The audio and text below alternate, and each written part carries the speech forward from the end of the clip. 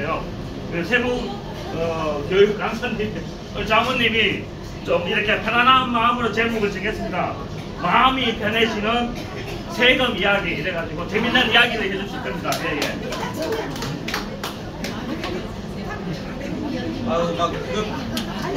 빨리 강의를 끝내야지 전부 다 편하실 것 같고요. 사실은 저는 아시아 세무법인의 고아부대에 있는 장윤환 실장입니다.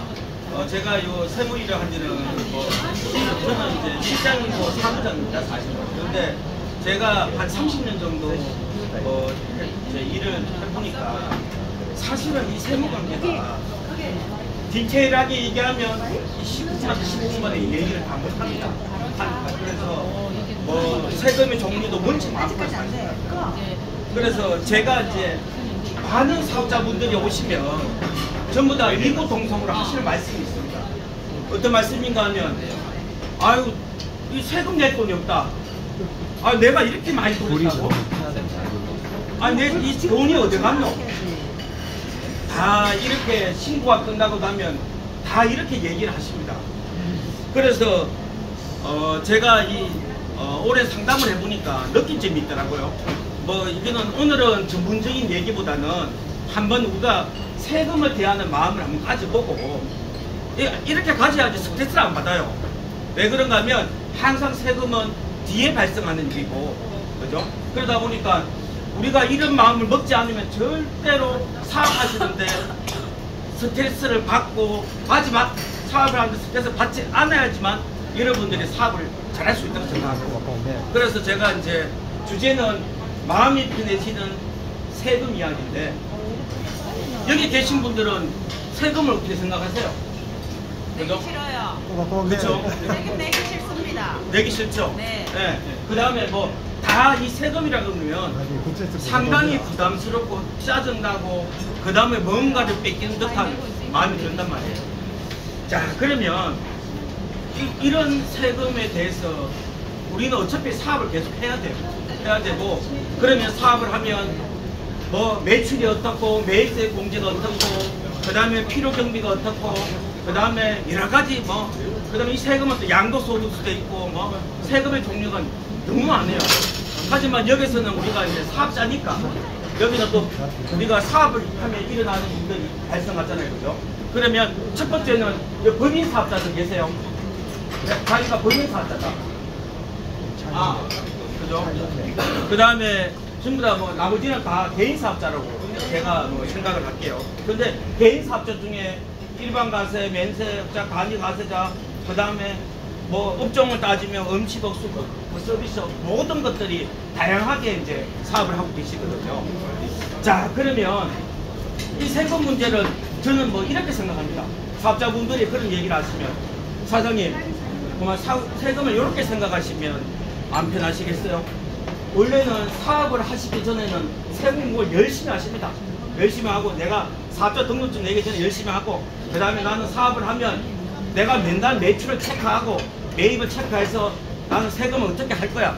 하지만 막상 사업을 하시면 그럴 여력이 없어요. 왜 그런가 하면 나는 사업을 해야 되고, 많은 사람을 만나야 되고, 그 다음에 기타 또 사업을 해서 여러 가지 또 앞을 생각해야 되고, 그 다음에 식당 하시는 분은 아침 저녁으로 또 음식을 준비해야 되고, 여러 가지 내가 해야 될 부분이 너무 많기 때문에 처음에 열정하고 세금에 대한 열정은 점점 해박해집니다.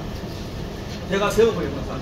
자, 그러면 흔히들 보면 이런 말씀하셨죠. 세금, 내가 이거 세금 이렇게 내야 돼. 내 지금 이 돈이 없다. 자, 우리가 한 가지 알아야 될 거는 세금의 속성은 현재 돈하고 세금하고는 무관합니다. 왜 그러냐면 원칙은 세금을 많이 벌면, 돈을 많이 벌면 세금을 많이 내야 되는 건 정상적이에요. 하지만 지금 내가 내야 될 세금에 대해서는 번 거하고 현재는 내가 다르다는 얘기죠. 자, 여기서 우리가 생각하는 부분은 뭔가 하면, 세금은 우리가 분기별로 신고하고, 그죠? 그 다음에 개인 사업자 같은 거는 부가세 신고 2번 하죠. 그 다음에 소득세 신고, 그죠? 한 번 하잖아요. 그죠? 그러다 보니까 항상 뒤에 발생하는 부분들이기 때문에 내가 이 세금 문제에 대해서 항상 현재를 생각하니까 자금적으로 여러 가지가 머리 아프게 되는 거예요. 그래서 저는 사업자분들 오시면 항상 물 한 컵 받쳐드리겠습니다.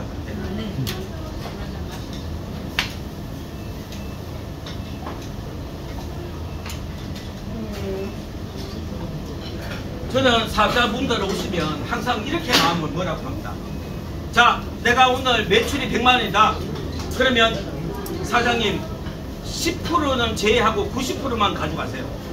자, 뭐 음식점도 있고 서비스도 있지만 우리가 또 부가세를 본다 그러면 뭐 매입이 들어오고 하다 보면 대충 부가세는 업종마다 다르지만 3, 4%는 제외하고 그 다음에 소득세 매출 대비해서 2, 3% 나오고 나머지 부분은 우리가 소득세 신고하고 하면 5월달 지나면 6월달에 건강보험 국민연금 요율이 올라갑니다.